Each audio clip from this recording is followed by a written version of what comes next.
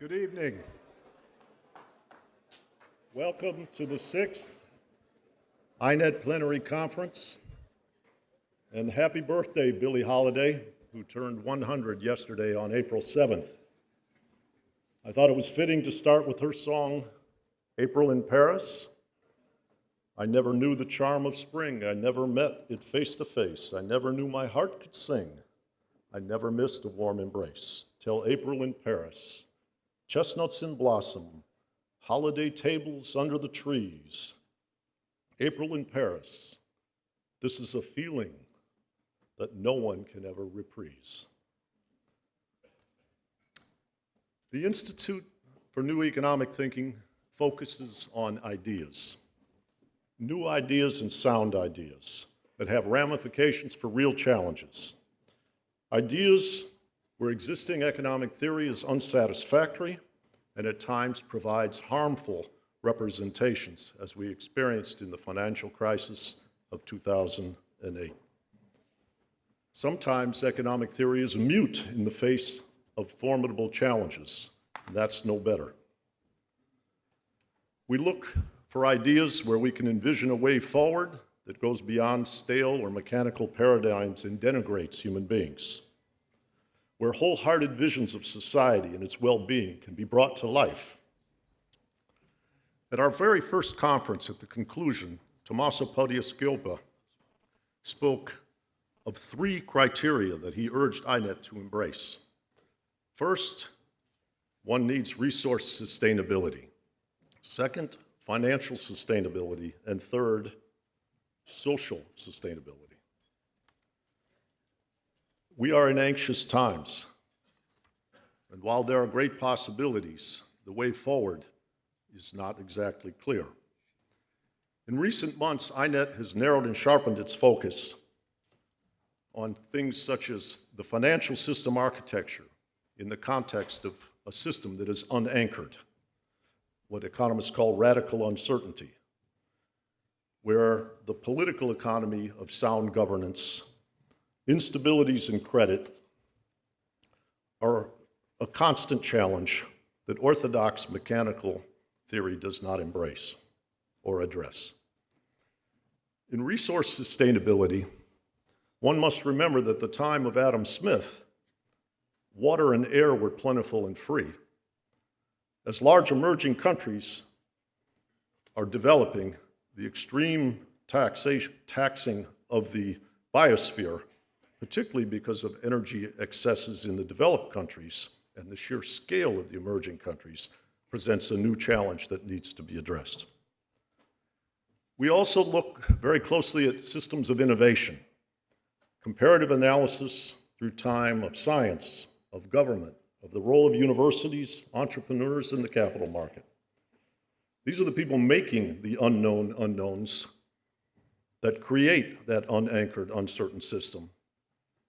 And at times, it's difficult to know if we abuse an unbridled faith in salvation through innovation. But there are also unintended benefits in those unknowns, and to truncate those out of fear is perhaps doing harm, perhaps unintended harm, but harm nonetheless to our society. INET is now embracing a new line of research that I think is perhaps at the cutting edge, the most innovative and most challenging to the profession, where the economics of identity and norms, fallibility, and reflexive dynamics hold the promise of increasing the scope of human agency quite noticeably. Values and preferences are something in economics that have always been frozen, but now norms in reaction to events, traumas, culture, education, what Raymond Williams, the British scholar, calls the long revolution, is an active area of inquiry, and I note the World Development Report of the World Bank this year focused on this theme. There were American Economic Association sessions that include Nobel laureates Joe Stiglitz and George Akerlof, and we have promising research emanating from Dennis Snauer, Tanya Singer, and Antonio Damasio, which I think is how would I say, a light pulling us forward in the fog.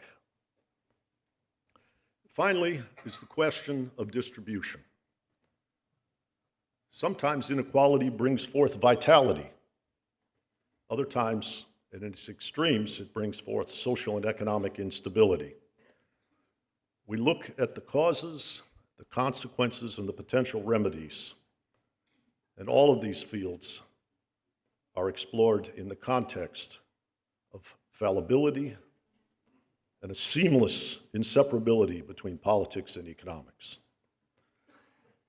INET focuses also on methodology of philosophy of science, the teaching of economics, and I want to welcome all the young scholars, the Young Scholars Initiative, the students who are here, and we will have panels in this conference that pertain to the education, the teaching, and what the students want to learn. There will be panels of students and panels of teachers.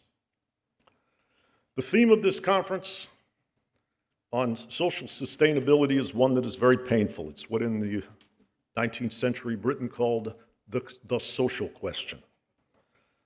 These problems were such that one of my favorite actors historically, who was also a well-known sailor, Sterling Hayden, when he took a leave from his career in film, he sailed his yacht Wanderer to the South Pacific. And in his book describing his voyage, he talked about the most precious thing on board, other than his children, was his library. And he said at the pinnacle of his library was a special section of books that deal with the greatest frontier of all, the relationship between man and man. Marx, Whitman, Thoreau, Henry George, Victor Hugo, Thomas Paine, Jefferson, Lincoln, Emerson, Rousseau, Voltaire, Upton Sinclair, Shaw, Byron, Mark Twain, Franklin Roosevelt, Garrison, Jack London, and of course Shakespeare. This conference here in Paris, in some ways, is a celebration of the weight that has been borne by famous scholars. In particular, Thomas Piketty from Paris has borne a tremendous weight with the work that he's done, the issues he's raised, the controversies that he has inspired. When we talk amongst our board about INET and what is its credo, what is it meant to do? At its core, it is meant to foment critical discourse. And along with other scholars addressing this question, such as Anthony Atkinson, Emmanuel Saez, James Heckman, Joe Stiglitz, Branko Milanovic, we expect to see this vitality, this critical discourse, lead to an awareness and what I believe is a gift to humanity of raising and breeding our capacity for empathy. And it's not just a concern among the lower classes. Many of the most fortunate who I speak with frequently are concerned. The wealthy and powerful often have mastery of the movement of their resources. Corporations and wealthy individuals can evade easily the clutches of a government trying to impose a burden upon them. In this respect, they are very powerful. But at the same time, I know of almost no one who is a corporate leader or a wealthy individual who feels that they have the power to impart an affirmative design to which we could all subscribe that fosters prosperity and social order. The powerful in this era also fear that our world is out of control. One notable example, my former neighbor and hedge fund manager, Paul Tudor Jones, who recently gave a TED Talk on justice, capitalism, and progress, where he said that the ominous trajectory we're on would lead to potentially revolution, higher taxes, or wars, none of which he embraced with enthusiasm. Wen Jiabao, former leader in China, when asked what were people reading, said the most popular book recommended to the elites and devoured by the elites was de Tocqueville's The Ancient Regime and the Revolution. We're in a time since the financial crisis, the environmental crisis, the Occupy movement, inequality, where the legitimacy and coherence of order are something that concern us all. We've had people looking also at the measures of well-being. Joseph Stiglitz, Jean-Paul Fitoussi, and Amartya Sen in this country were inspired by the French government under Sarkozy to explore what it is that really matters. In an early era, Victorian art critic John Ruskin talked about the question of wealth and ilth, and his book, Unto the Last, was considered to be the most profound inspiration of an economic vision according to, by Mahatma Gandhi. Whether it's the pillars of great Indian wisdom or the writings of Joni Mitchell, I remind you she wrote Free Man in Paris, or Buddhist priests in Vietnam or Tibet, or novelists like Melville, Balzac, Tolstoy, Chekhov, and Proust, or whether it's medical science, where IBM's Watson, the computer diagnostician, who when teamed with the human physician can detect cancer better than either the man or the machine alone. We navigate in our lives most vitally and compassionately through the integration of heart and mind. Marcel Proust once wrote, "The real voyage of discovery consists not in seeking new landscapes, but in having new eyes." And Antoine Saint-Exupéry, who wrote his famous Little Prince while living in New York, once said, "Only with the heart can one truly see. Everything that matters is invisible to the eyes." I believe that we will strive for illumination in this conference, and we will work to a place where we feel that INET and all of you not only emerge with, but contribute to creating new eyes. Let me now introduce the chairman of the board of INET, Anatol Koletsky, who is just about to depart.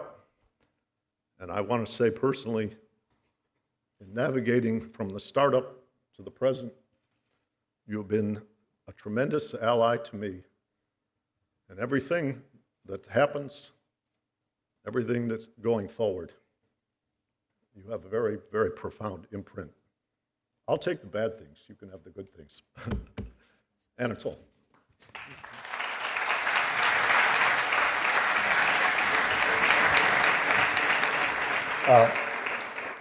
Thank you very much. Well, I don't know about taking the bad things or the good things. You've certainly taken the time. So I'm going to be very brief because we're already running half an hour late. And I just wanted to say how glad I am and all of us on the INET board are that we are able to have a bigger and more dynamic and more successful conference than ever. This is our fifth conference. It's not exactly my fifth conference as chairman, because although I'm the only chairman of the board that INET has had, I wasn't the first chairman of the board because initially there wasn't a chairman of the board. There wasn't really even a board. It was just a self-organizing evolutionary system. I can take the credit of being present at the creation of INET when I first talked to George Soros about this shortly after the 2008 crisis in the winter of 2009. And the point that George and I had in common, our point of agreement, which really led to the launching of INET, was that we could both see that what happened in 2008 wasn't just a crisis in capitalism, it was a crisis of capitalism. It was a crisis of the system, and one from which the system would have to fundamentally evolve.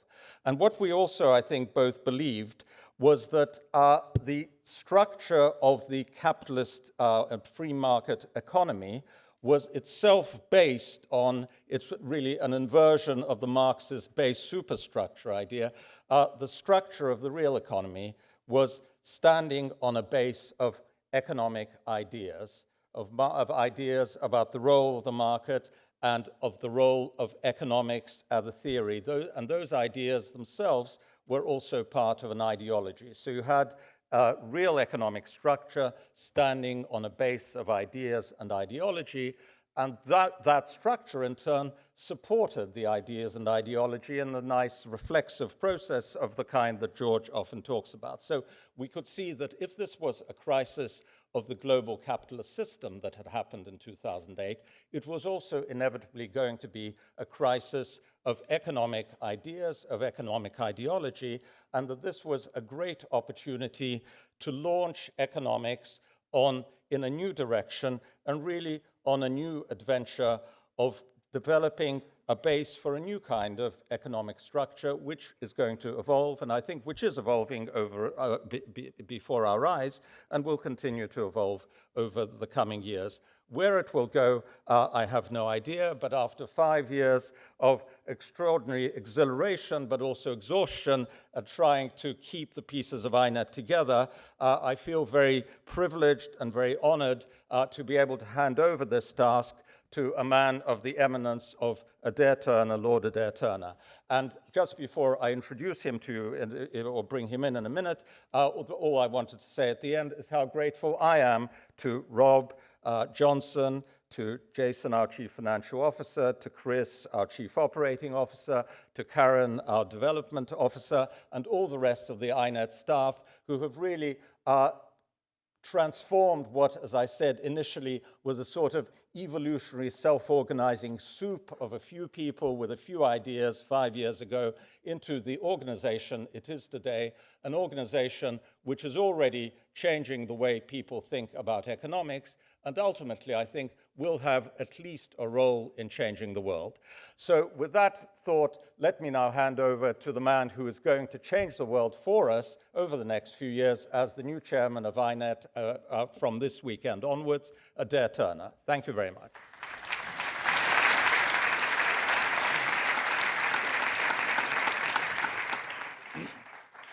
Anatole, thank you, and good evening, everybody. It's a huge pleasure to be here for what I think is the 6th, if I'm right, INET conference, and a huge honor to have been asked to take over as chairman of INET. I have been involved in INET not right from the beginning, as Anatole was with Rob and with George, but pretty soon after. And I think I got involved in INET because I was searching for INET. I was searching for INET partly because of my experience in September 2008. I became chairman of the UK Financial Services Authority on very precisely Saturday, the 20th of September 2008. That was actually 5 days after Lehman's had collapsed and 10 days before the UK authorities had to part nationalize the UK banking system. I always felt that it was like being appointed captain of the Titanic after you've hit the iceberg, but before we'd actually sunk.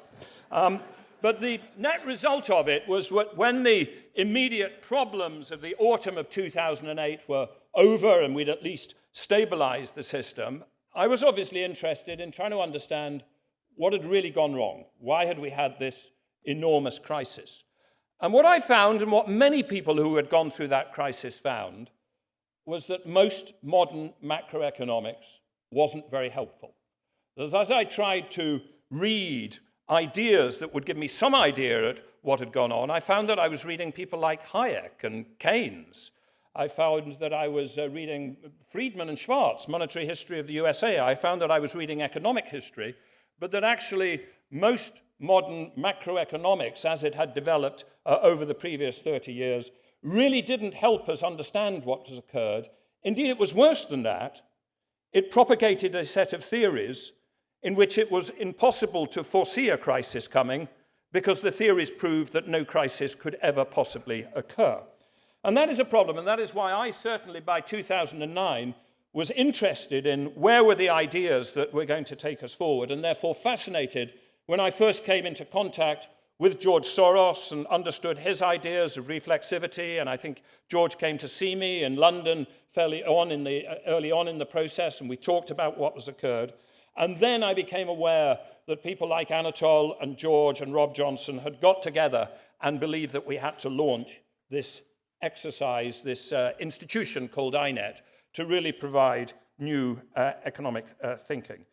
And I was primarily involved in that at the conference at Cambridge in 2010, where I remember slightly ironically that our first session on new economic thinking was a debate about the relative merits of Keynes and Hayek, who have, of course, been dead for well over half a century. But that simply illustrates that in order to do new economic thinking, we also have to reach back to some of the insights of the past.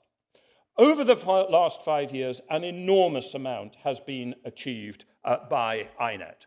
And Rob has talked about the areas on which we have focused on financial stability, on human capital, on innovation, and on the underlying theories about how economics works when you have radical uncertainty and when the neoclassical propositions about utility maximization are not good representations of the real world. We have done a huge amount of activity in developing ideas, in funding research, some of which has been absolutely cutting edge. We have brought together large groups of people, and this is a group here today, who are energized by the need to develop new economics. We have created all sorts of connections. And as Anatol said, that has relied crucially on the incredibly hard work of Rob as the director of the Institute and all of his key staff. We have achieved a lot, but there is also still a lot to achieve. I think before the crisis, there was a very strong orthodoxy and a confidence that capitalism was bound to deliver favorable results in three respects. First, that it was bound to deliver year after year growth. Secondly, that that growth would reach all parts, that there may be inequalities, but nevertheless, everybody would participate in the rising tide, which lifted all boats to some degree. And thirdly, a confidence that if you had rising material prosperity, that meant rising human welfare, rising utility. Those three propositions are all challenged. The last 7 years has been an extraordinary setback to the ability of the capitalist system to deliver growth year after year. There are many major economies now where, although we have returned to the level of GDP of 2007, we are not yet back to the level of GDP per capita. And if you actually look at the history of the last 170 years or so in which we can talk about there being a capitalist system, you will not find periods of time that long, 8 years, almost a decade, of no growth in GDP per capita, except in the Great Depression of the 1930s and in the major wars. This is a major setback in the growth machine.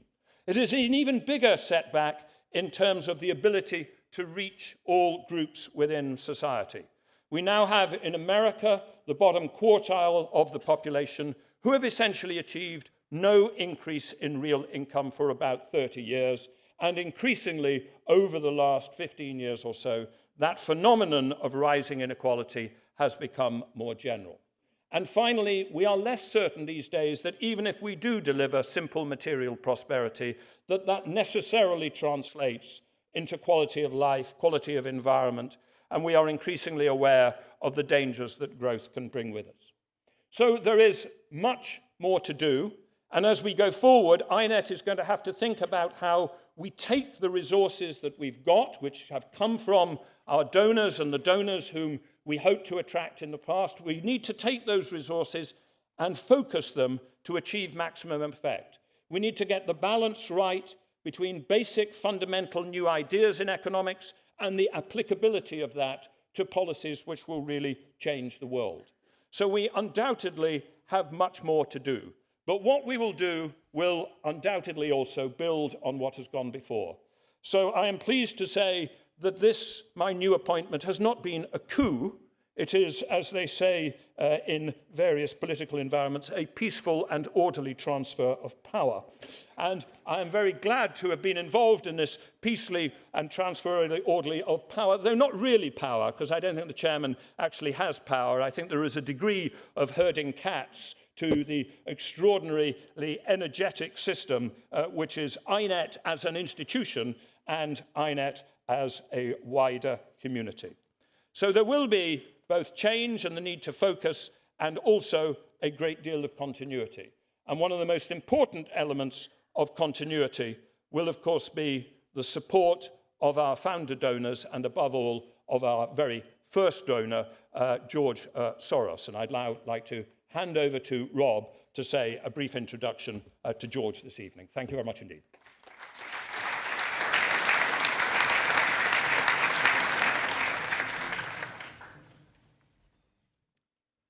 Thank you, Adair, and I'm sure you all will join me in feeling the inspiration of the prospect of Adair leading our board in the coming years. He's been a great senior fellow. I'll do a little pitch for his book on endogenous credit and I think debts and devils and things like that that Princeton Press will put out in September. We now turn to our founding sponsor, inspiration, and George Soros. And most of you know my fondness for music, that I would also dig up that the Doors, the rock and roll band leader, Jim Morrison, is buried here in Paris. And he has a famous song. I used to have a sailboat named Shaman. It's called Shaman's Blues. And the first line of the song is, "There'll never be another one like you." Ladies and gentlemen, George Soros.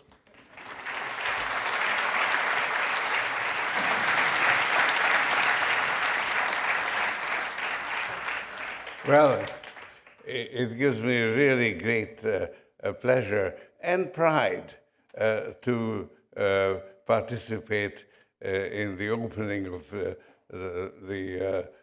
this conference of INET. As a philanthropist, I think it's probably the most successful enterprise that I have been involved in. I think in a very short period of 5-6 years, the INET has established itself not only in demolishing the monopoly of an economic doctrine that held sway or is still very influential, of course, in the academic circles, but also beginning to contribute to a new opening of opportunities for a better understanding of how the world really works. And I think we started off without a clear strategy, because we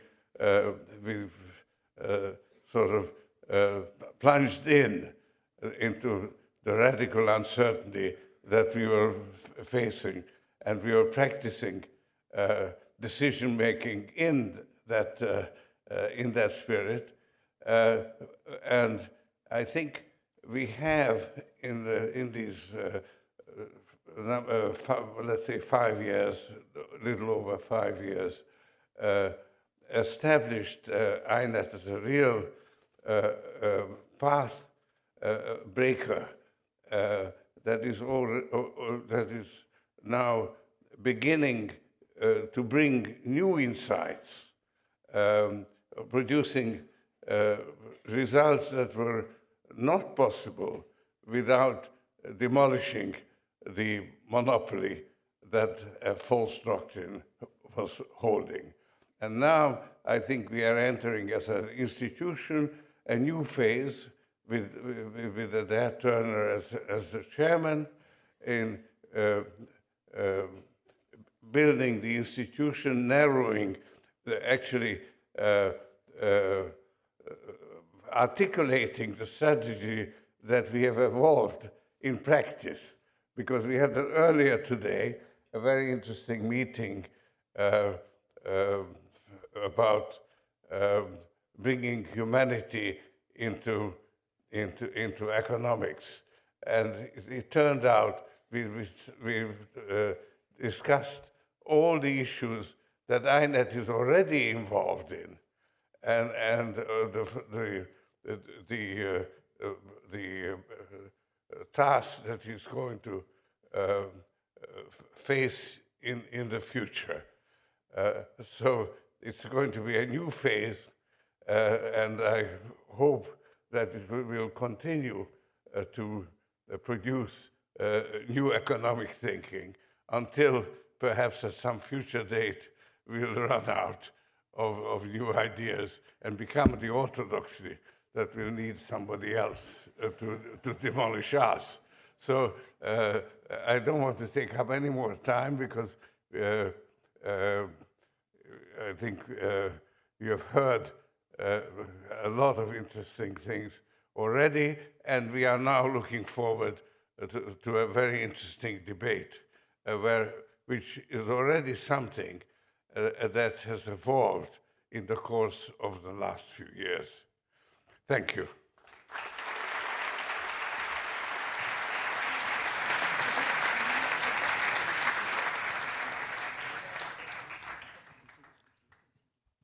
When I spoke to you earlier, I spoke about Marcel Proust's suggestion that we look at our situation with new eyes. And the man that I'm about to introduce, Clive Cowdery, I think fits the bill. He's a man with new eyes, fresh eyes and vitality, and is ready to embrace the challenge. And we're very excited he has become part of INET. He's founder of Resolution Insurance, which has consolidated over $200 billion in assets in Britain and the US since 2003.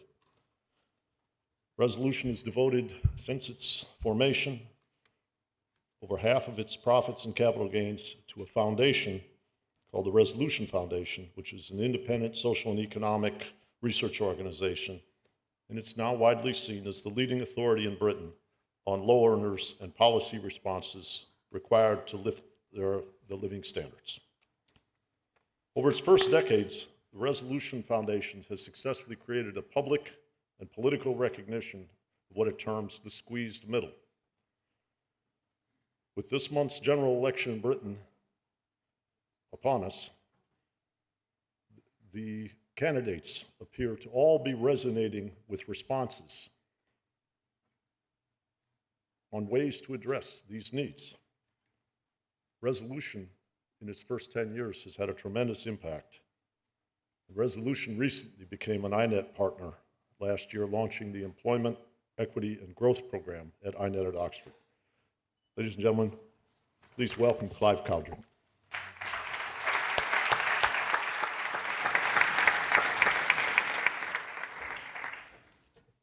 Good evening. Welcome to this opening session on inequality. INET are right to have chosen this as its very first subject for this year's conference. Inequality has become the economic issue of our age. Not simply because of the social injustices that our current economic model is producing, but because inequality undermines the basic bargain of our post-war economy, that if you work, your living standards will rise and growth will follow. This deal, this basic social contract, has now collapsed. Work does not pay anymore, and productivity does not give you a pay rise. Rises in productivity stop feeding through to wages for the bottom half of workers in America by 1977, in Canada by 1998, in Germany by 2002, and in my country, Britain, the link between productivity and pay had started to erode as early as 2003. This failure of our market economy to generate rising living standards was masked for several decades by apparently strong headline rates of GDP growth. But true growth, broadly based and redistributive, has stopped working now for ordinary people. The collapse of this bargain, work hard and your family's life will improve, poses a threat to the social democratic model that we in Europe have enjoyed since 1945, and that in turn is based on the Enlightenment values that first and most dramatically were developed in this very city over 200 years ago. Paris was the perfect choice by INET to begin our defense of the Enlightenment. It's this threat to the shape of our society, and especially to the ability of working men and women to raise their living standards and those of their children, that created the Resolution Foundation in 2003. I grew up in Britain in the 1960s and 70s as part of what economists in this room would call decile 1 of 5 children with a single mother who received help from both charities and the welfare state. In fact, by the time I left home in the early 1980s, not a single pound of earned income had come into my household. It's very difficult to describe the mixture of embarrassment and gratitude that causes me even today. During my childhood, the strongest impressions on me came from the working mothers and fathers of the other children at school. In 1970s Britain, it was easy to see that work was a key to happiness and progress. Working men and women had purpose, routine, and most strikingly, they had confidence. However, as I started my working life, things began to change in our country. I saw the hollowing out of British industry begin in the 1980s. This was followed by a financialization of our economy in the 1990s, when asset returns began to be confused with growth and even described, insultingly, as some kind of reward for hard work. This has led to the polarization of our society, falsely divided now between wealth creators and the rest, soon described by media and carpetbagging opportunistic politicians as the takers. By 2000, I was looking around at a Britain increasingly divided between them and us. That's not my philosophy, those are not my beliefs, and it's not the direction I want my country to go in.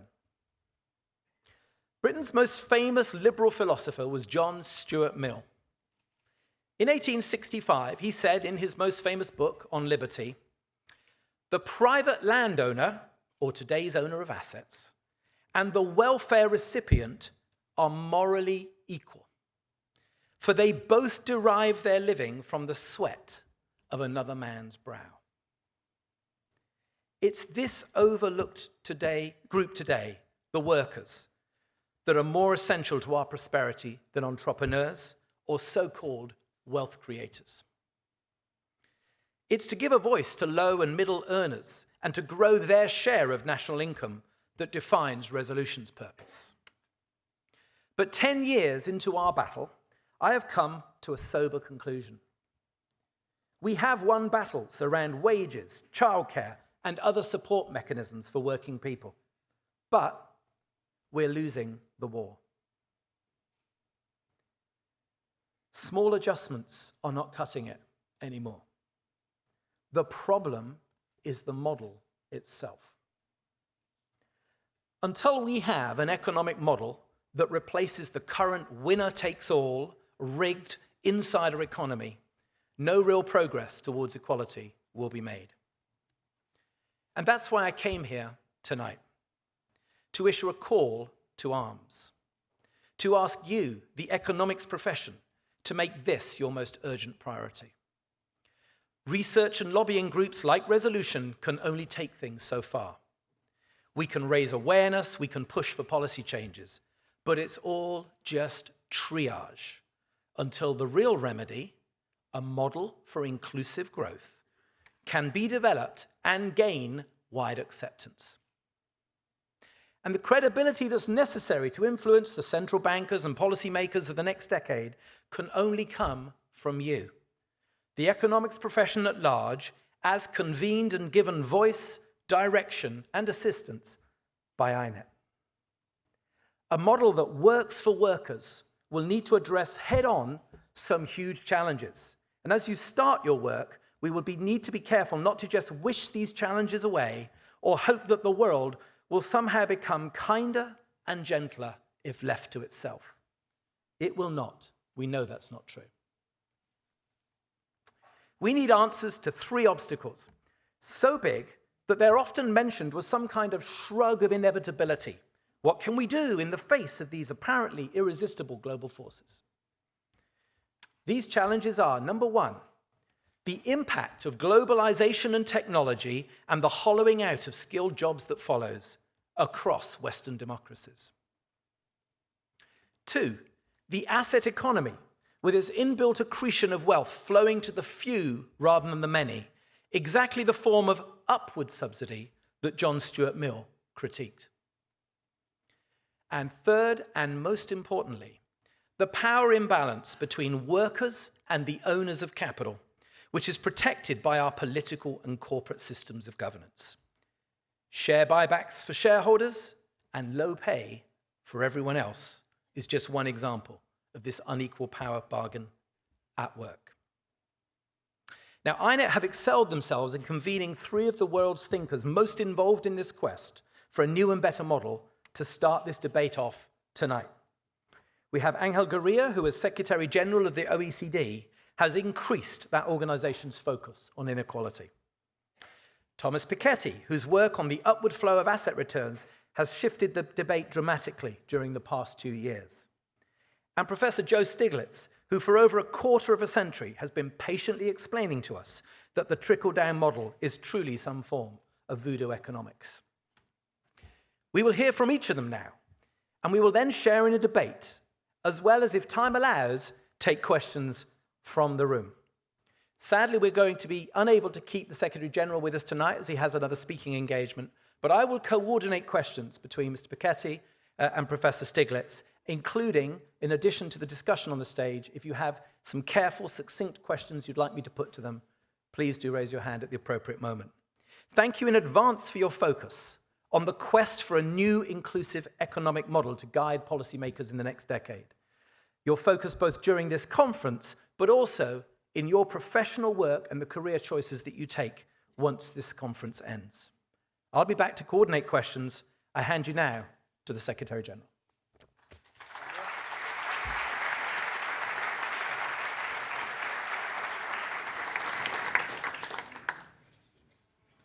Thank you, Clive, for your kind introduction. Rob,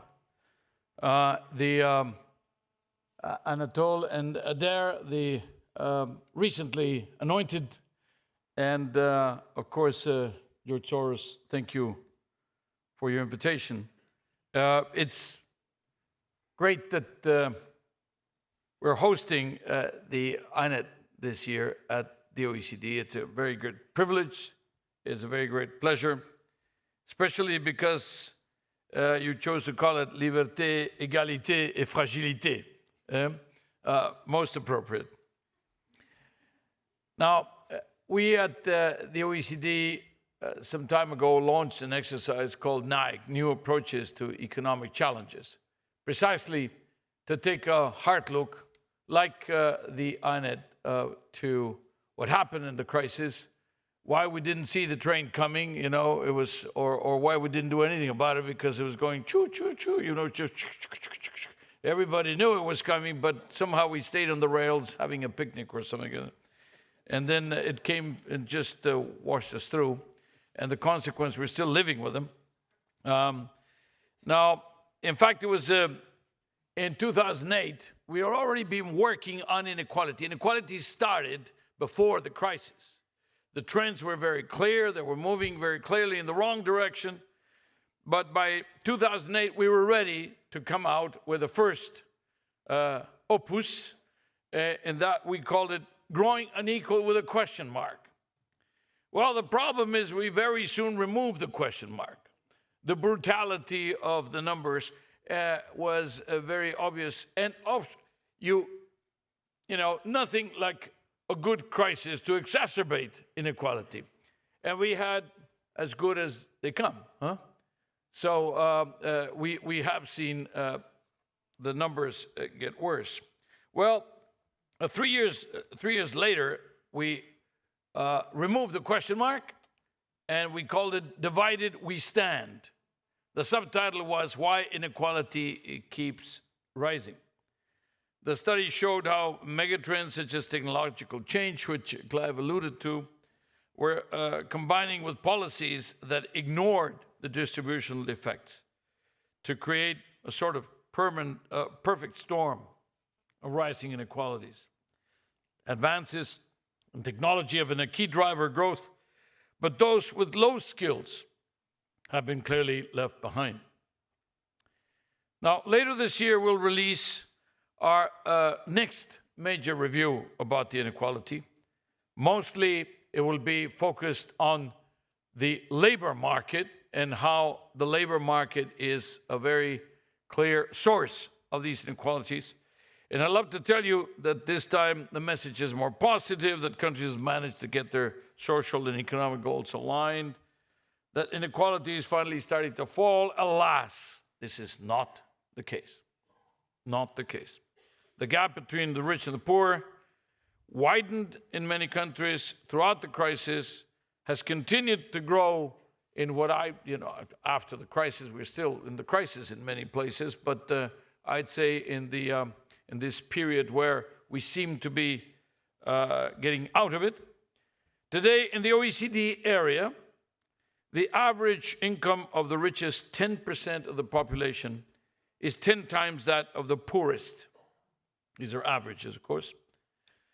And, so what?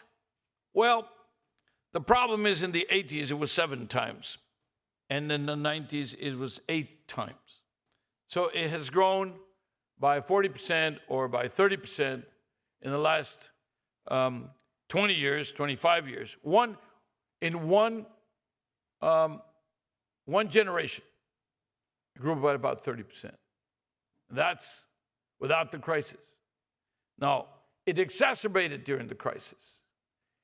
In the crisis years, in the first 3 years, it actually grew more than in the 12 years before. So, just to put it in context, the crisis, of course, did accelerate these trends. And it's taking place even in traditionally very egalitarian societies, the Nordic countries, Germany, etc. And they can be measured in many ways, not just in terms of the revenue. For example, people with high socioeconomic levels can expect to live as much as 10 years longer than people with low socioeconomic backgrounds. 10 years longer. Is it normal that we have so little social mobility in some countries? That studying and working hard seem to influence little on your income? And that, probably this was the case 10 years ago, 20 years ago, 30 years ago. Problem is, it continues to be the case. Is it normal that the top 1% of the population, this has become almost a cliche, gets a fifth or a third or nearly a half in some countries like the US of all the observed income growth? And of course the answer is no. It can't be the case, it can't be the normal. But the problem is, as Clive has said, that it needs really a call to arms in order to change the trend. Reducing inequalities is a moral issue, it's a social issue, it's a political imperative. But we know now that it is also economically smart.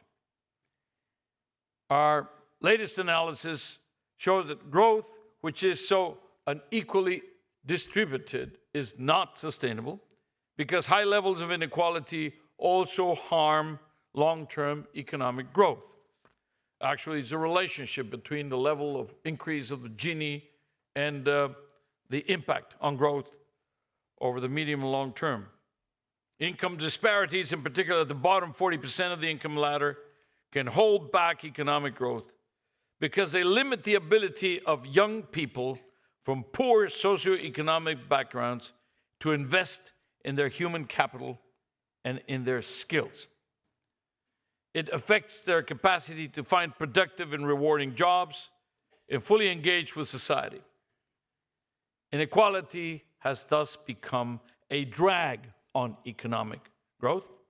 And if it continues to increase at the rate at which we have seen it grow, in another generation, maybe GDP will be close to 10% lower than it would have in the absence of such inequality. So clearly, conventional economic thinking is not going to address this.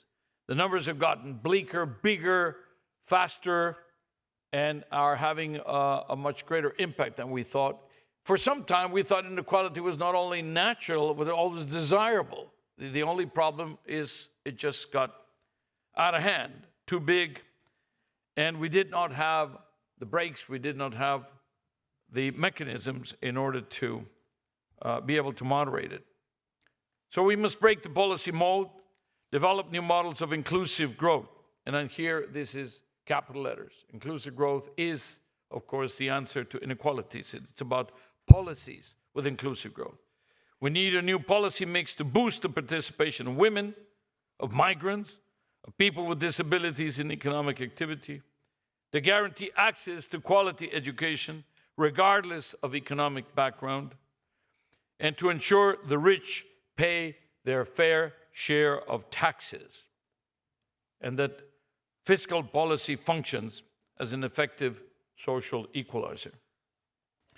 That is another drama. We used to say, well, all you got to do is throw some taxes at it, and we'll fix it. And it used to be that, at least in the United States and Europe, you start with the same level of inequality as, say, Latin America, after the taxes, after Social Security contributions, and you got the benefits, you eliminated up to half of that inequality. No longer. The tax changes seem to be less and less effective here, and unfortunately, they continue to be as ineffective in developing countries, in particular in the most unequal region of the world, which is Latin America. Not the poorest, but the most unequal. Haven't been able to address it. Our countries must commit to policies that combine strong economic growth and improvements in opportunities for all. We at the OECD are working with governments to advance this policy agenda through these new approaches to economic challenges initiative and the Inclusive Growth Initiative.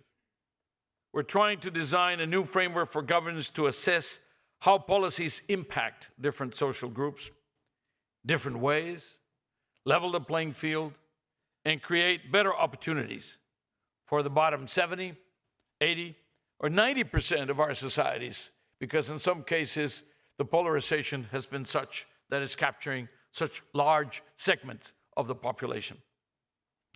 So, dear friends, ladies and gentlemen, inequalities are undermining our societies. They're damaging our economies. And they're also playing a very important part in the erosion of trust that we have seen.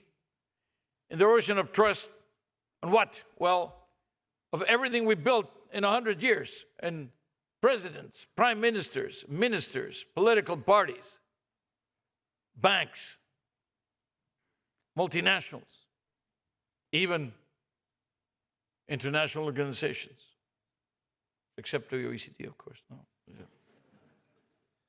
But let me say that this corrosion is happening at an extremely rapid pace. And this corrosion is not just in the level of income, but it is also corroding the social pact, the understandings that governments have with societies that are explicit and implicit. It's weakening the foundations of democracy, in a word. There's now a significant, compelling body of evidence that this is the case. Now it's time to turn this evidence into new policies.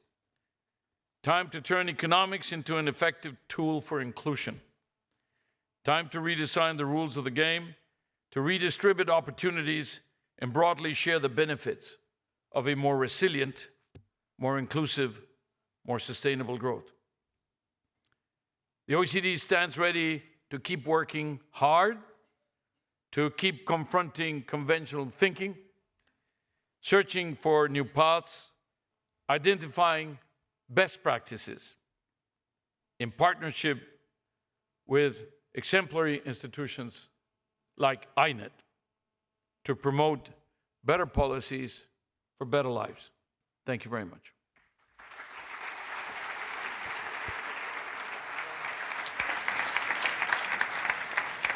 Thank you, Secretary General, and thank you for opening tonight's session as well as being able to host the sessions that the next 2 days have as well.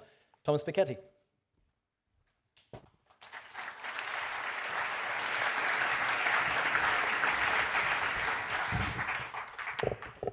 Thank you. Thanks for inviting me. So first let me apologize that my English sounds a lot like French, but at least this will remind you that you are in Paris, in case you have forgotten. So I'm very glad to be here tonight to talk to you about inequality. So I will present a number of findings from my research and some of the debates that have been going on in the past year. So most of what I'm going to present today, I'm going to present a number of results that are based on my book, Capital in the 21st Century. I should say right away that in this research, what I have tried to do is I try to contribute to put the study of inequality and the study of the distribution back at the center of economics. But the way I have been doing that and the way we have been doing that is through a very collective process of data collection and historical data collection on income and wealth. So the study of inequality was, in a way, at the center of economics in the 19th century or in different time periods in the past. Now, what's new in what we have been doing is that we have been able to collect historical data at a much larger scale than what was done before. And this was done, I started working on the history of income and wealth inequality in France about 15 years ago, but I could never have extended this project to so many countries without Tony Atkinson, who played a very central role to collect data for Britain and many other countries, without Emmanuel Saez, with whom I have been working in the US, and Emmanuel has also worked on Japan and Canada, without Facundo Alvaredo, who has worked on Argentina and Spain. I cannot refer to everybody, but this really comes from a very collective research program. And so in this presentation, I will present a couple of results. But if you want to have a better sense of the entire set of findings, please have a look at this website where you will have, I'm sorry that I cannot put the book online yet, but you probably can find it somewhere. But at least you can find all the statistical series and data online. So today in this presentation, I'm going to try to present very quickly 3 points. One about the long-run evolution of income inequality, and about the end of the Kuznets curve, the end in sort of universal laws and beliefs in deterministic laws about the evolution of income inequality. The second point will be more about wealth, and in particular the evolution of the total wealth-income ratio, which seem to be returning to very high levels. And the third point will be about the future of wealth inequality. So, of course, all these issues are related because higher inequality of income tends to contribute to higher inequality of wealth and assets and property in the longer run. And I think in the very long run, inequality in asset and property is probably even more important than inequality of income, but the two are very much related. So let me start with the long run evolution of income inequality.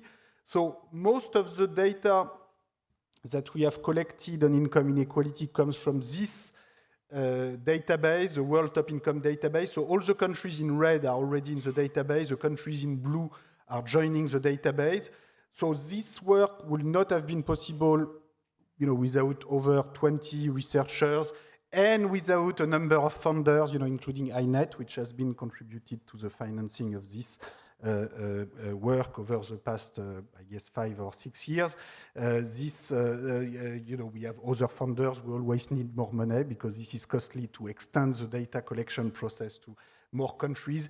In particular, one good impact of the publication of the book is that we now have access to more data, and in particular more fiscal data in a number of emerging countries, including Brazil and also Mexico and Chile and Korea and Taiwan, where we could not access the fiscal data before that. So that's good news. And so this is, the database is extending. So let me show you one example of what we find.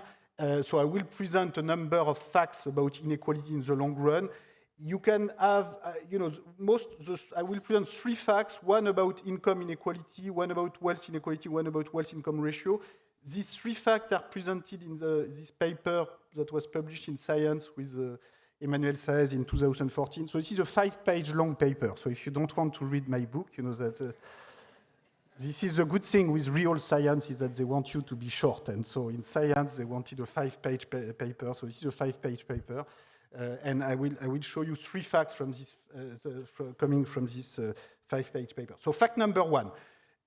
In 1900-1910, income inequality was much higher in Europe than in the US. In 2000-2010, it is a lot higher in the US. So this is what you get if you take averages.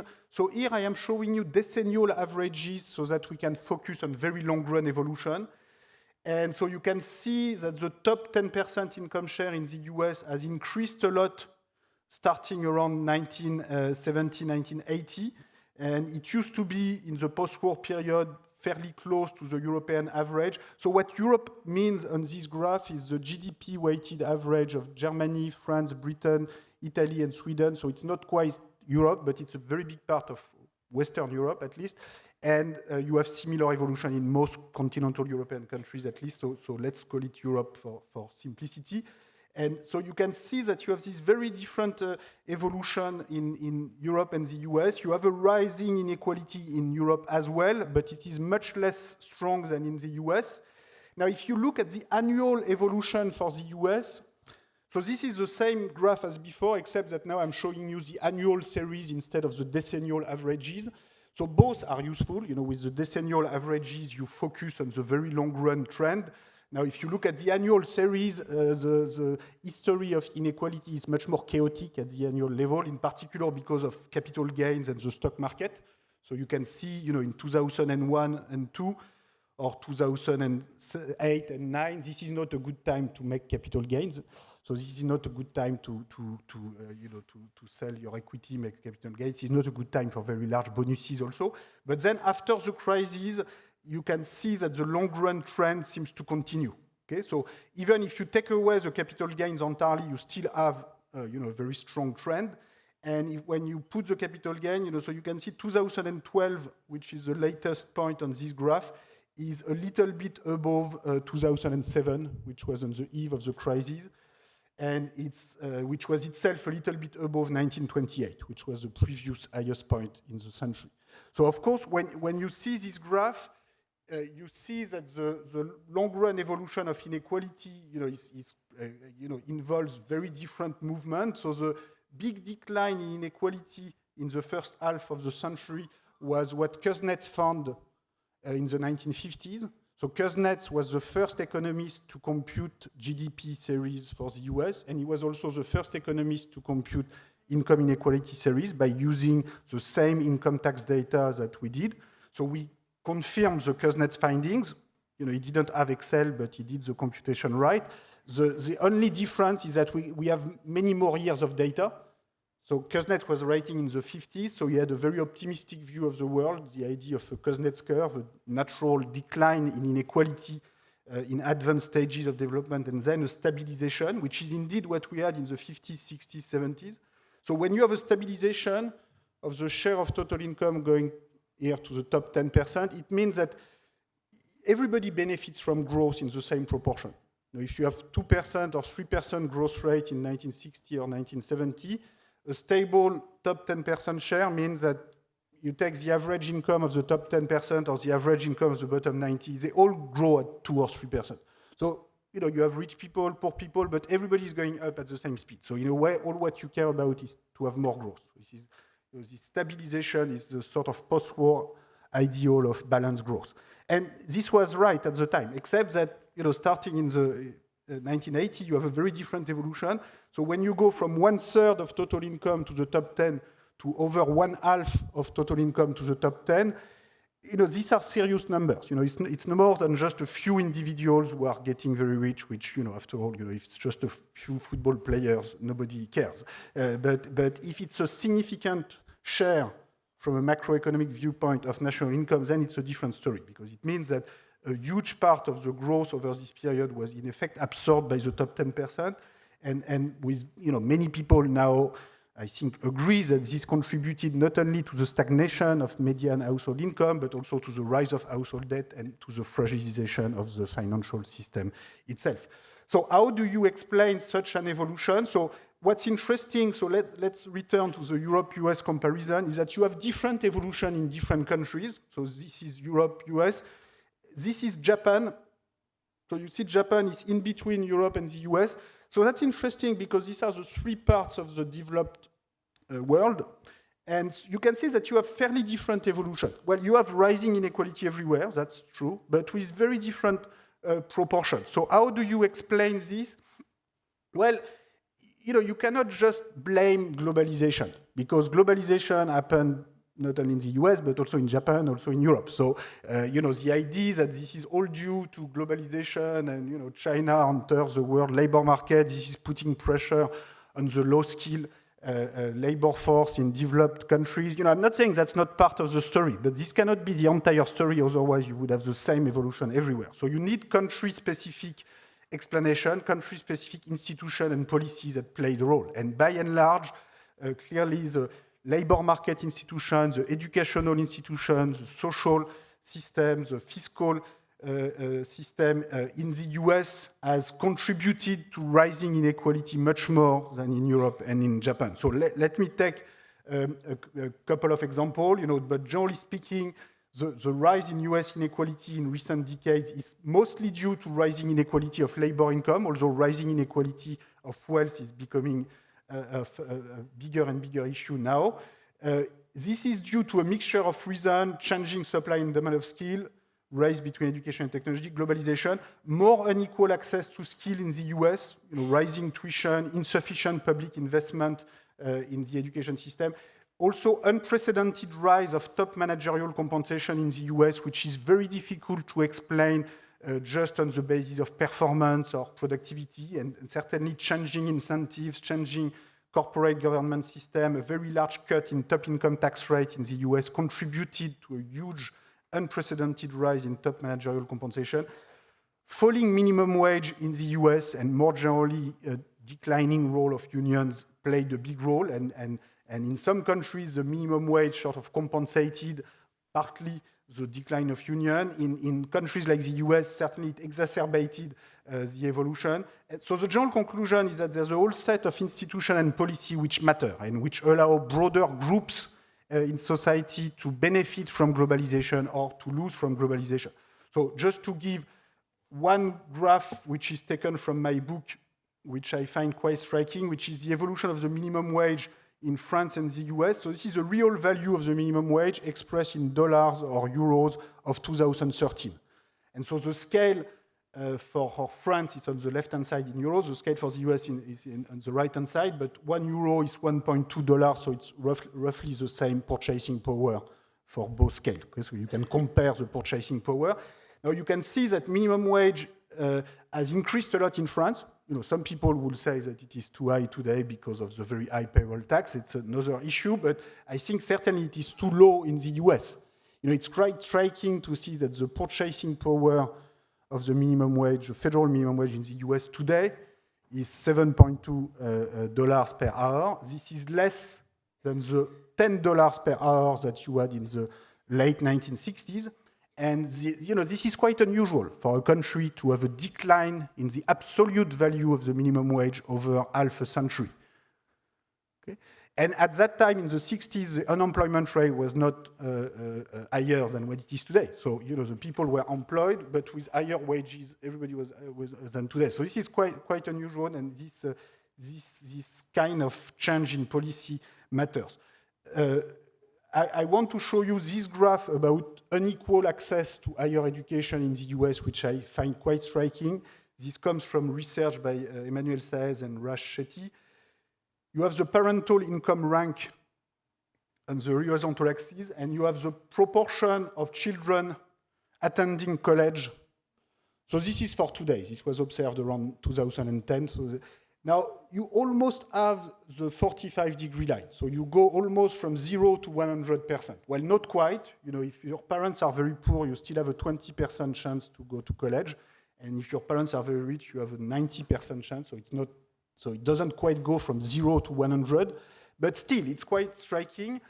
And there is a lot of evidence that it's a bit less extreme in Europe and to some extent in Japan. So probably the very high tuition fees and very unequal funding of the US higher education system is partly the explanation for this. I think this is an example where the gap between the official meritocratic discourse and the reality is particularly strong. You have the official discourse of a very mobile society and people access, and then you have this, and well, that's a problem, and that's probably contributing, the fact that the bottom half of the US population, or bottom 70% of the population, not only doesn't go to Harvard, but goes to high school and community college that are much less well-funded than the upper groups in society, has contributed certainly to rising inequality.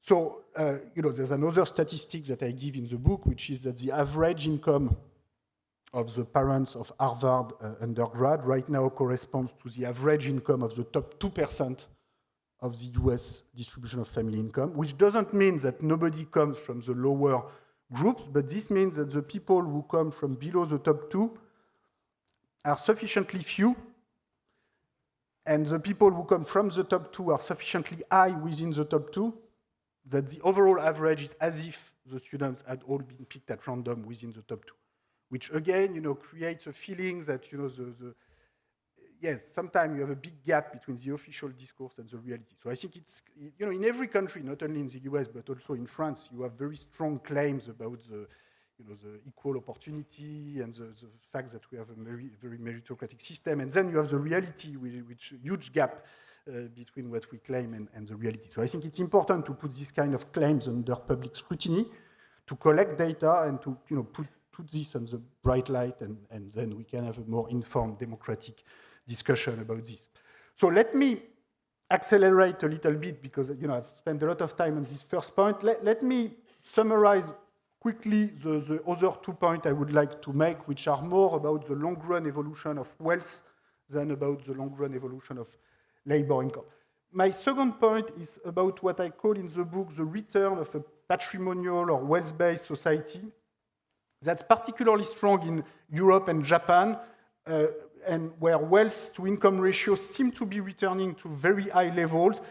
That's particularly true in Europe and Japan, partly because these are regions with very low population growth. And the intuition is that when you have a slow growth society, wealth accumulated in the past can naturally become very important. In the very long run, this can be relevant for the entire world. Now, this is not bad in itself. Having a very high wealth-to-income ratio, if this is just due to aging and people accumulate more pension funds and more real estate wealth for their old age, if you have a large middle-class share in total wealth, there's nothing bad in itself. Now, the problem is that in practice, it comes with very high inequality of wealth. This also comes with sometimes with big bubbles and particular asset prices. In particular, real estate is playing a very big role in this evolution. And this, what I call the metamorphosis of capital, the fact that you have different type of asset with huge changes in relative prices, call for new regulations of property relations. So let me show you, let me jump to a couple of graphs here. So this is the evolution. So this is the ratio of private household wealth to national income in the top 8 developed economies in the world. So according to some economic textbook, the ratio of wealth to income is supposed to be a constant. Now, as you can see, it doesn't look too much like a constant, so we should be careful with economic textbook. Sometimes in textbook, when we don't know much about something, we just assume it's a constant, which, of course, if you have only one data point, everything is a constant. But in fact, there's really no reason why it should be a constant. Even in the most conventional economic model of capital accumulation, any ratio of capital to output or wealth to income can be an equilibrium. It all depends on how much you save and invest as compared to how fast you grow in terms of population and underlying productivity growth. Now, in a more complicated model where you have bargaining power over the return to assets, where you have big speculation over some relative price, big movement in, for instance, the relative price of real estate or other assets, then there's even less reason that it should be a constant. This brings even additional reason for variation, and you can see the Japanese real estate bubble in 1985 to 1990, where you have this huge increase in the value of wealth to income. Well, now let me show you the Spanish bubble as compared to the Japanese bubble, and you can see that it was even bigger. And so, when you make a mistake, it's always difficult to put a price on capital. Some people do this for a business, as you know, and that's difficult, whether you put price on real estate or put a price on the stock market.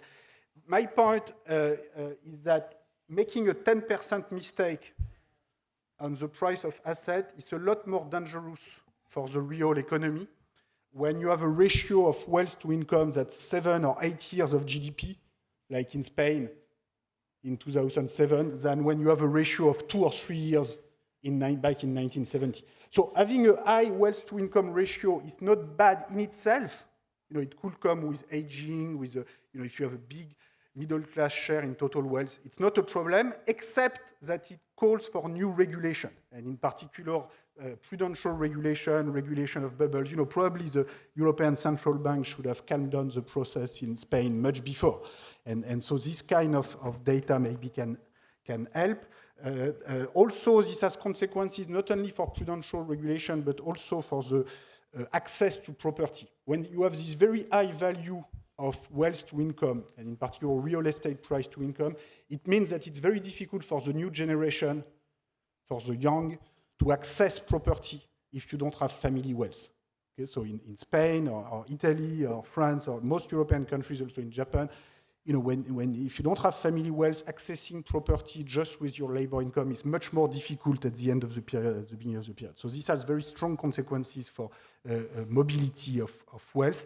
And it will make sense when you have such a high ratio of wealth to income, probably to tax income and wages a bit less, and to tax property and wealth a bit more. Now, the problem is that because of tax competition, we tend to do the opposite, so we tend to exacerbate this evolution rather than to counteract them. Another graph that I want to show you is that the fact that part of the rise in private capital comes from the decline in public capital. So what's public capital? Well, this is defined the same way as private wealth. This is the difference between government assets and government debt. So you can see Italy at the end of the period that has negative public capital, which means that they have more public debt than public assets. Okay, so this means that even if the Italian government at the end of the period, even if they were selling all the public assets, all the schools, all the hospitals, all the public assets they have to sell, that will not be enough to repay their public debt. They will still have minus 60, 70%.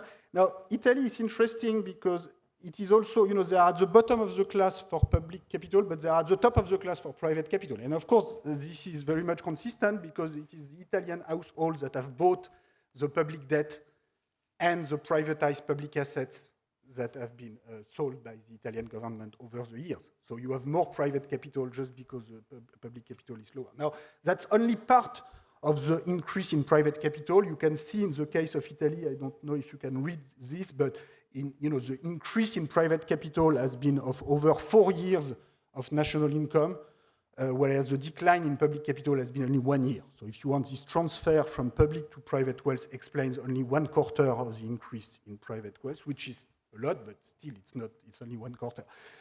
Now, when I say, I'm not saying that the Italian government should sell the public schools and public hospitals to repay the debt. Many people will be shocked if we had to pay rent to the owners of the public schools to which we send our children.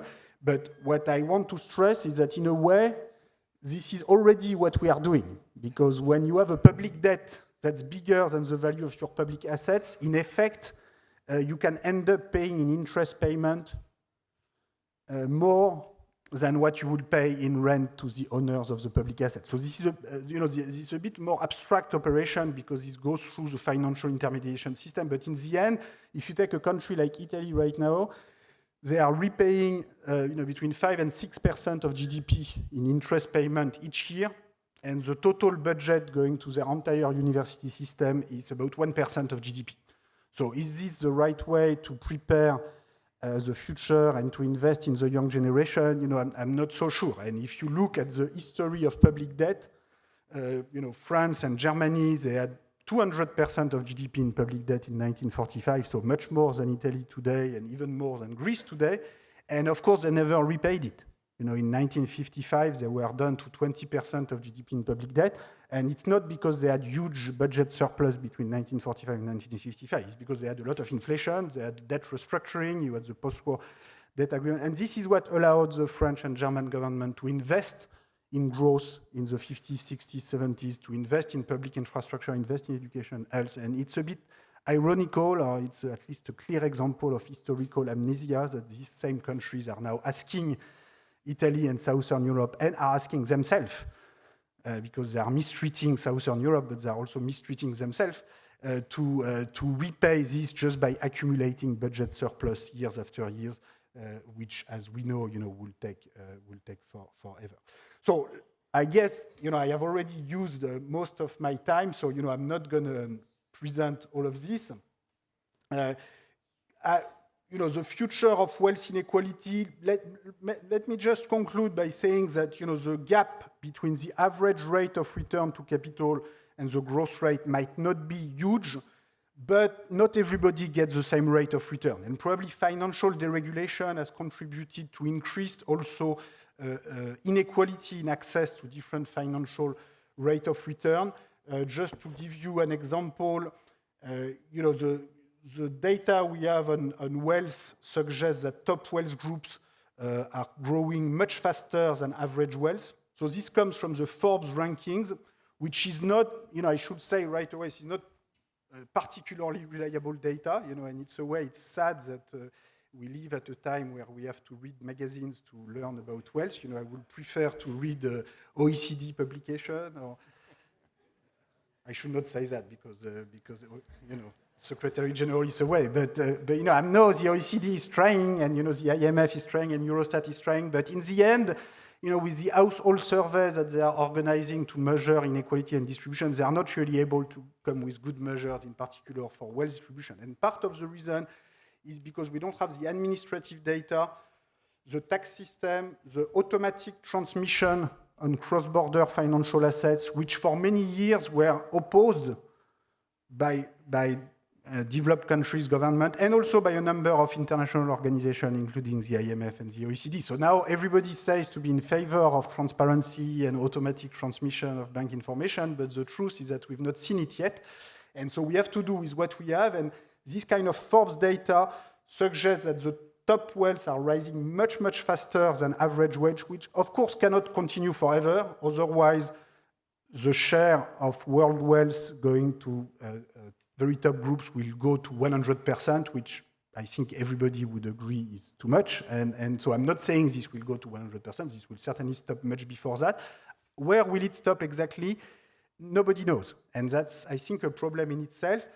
Part of the reason is that you have very different rate of return. Here, this is an example using university endowments in the US, where at least these people publish data, so I can actually compare what they do with their endowment and how they get their return. As you can see, they've been doing very well. These are rate of return after deduction of inflation, after deduction of all administrative costs. And the bigger they are, the better they do. Now, if this applies only to university, maybe this is okay because universities are doing useful things with the money. Although this contributes to very high inequality between community college and top universities. But if this is happening for the entire distribution of wealth, you can see that this creates a powerful unequalizing force, and I think that's partly what's happening together with privatization of wealth in some cases. Let me conclude by saying that the history of taxation is complicated, as you can see. Or, I don't know if it's unpredictable, but I think these things can change more quickly than what we sometimes imagine.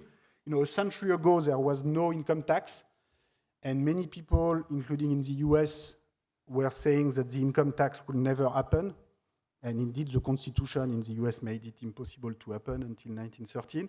And then suddenly it happened, and top tax rate went to very high level, in particular in the US, in the UK. This is true for the income tax. This is also true for the top tax rate on inheritance, where you can see that very high tax progressivity has been an invention of the US and the UK historically, not France or Germany.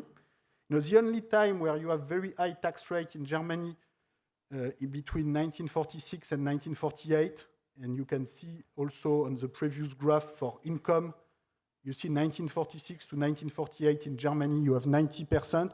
This is because the tax policy of Germany is set by the Americans, because this is the Allied Control Council. This is the time where when Germany gets its sovereignty back in 1949, they reduce immediately the top tax rate to like 50% very quickly, and they want to go away from these crazy American levels of 90%. Now, what's interesting is that you have the same in Japan, and the Americans were not doing this to punish the Germans or the Japanese, because they were doing the same at home at the same time. So this was not viewed as a punishment. At that time, this was viewed as part of the civilization package somehow. You bring democratic institution, and together with this, you bring the fiscal institution that can prevent democracy from becoming a plutocracy with excessive concentration of income and wealth at the top. So I know this can sound like ancient history to us, but in fact, it's not so old, and I think we have all to learn by trying to look quietly at this history of taxation and inequality. Productivity growth rate in the US were higher in the 50s, 60s, 70s, when you had these very high top tax rates that they have been since the Reagan years. So, it's difficult to have a quiet discussion about this and a quiet discussion about taxation in general, because people get excited very fast. But, maybe looking at historical evidence can help to have a more informed conversation, and that's what I'm trying to contribute.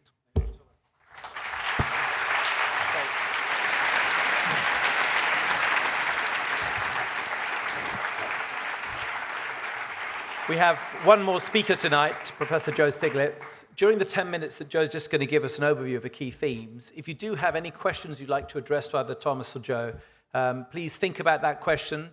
Please strip it down to its core, basic, essential elements. Please remove from it any statements you'd like to make. You've got lots of time to interact with people during the next couple of days, and then we'll make certain that you are able to attract the attention of somebody with a microphone. Joe.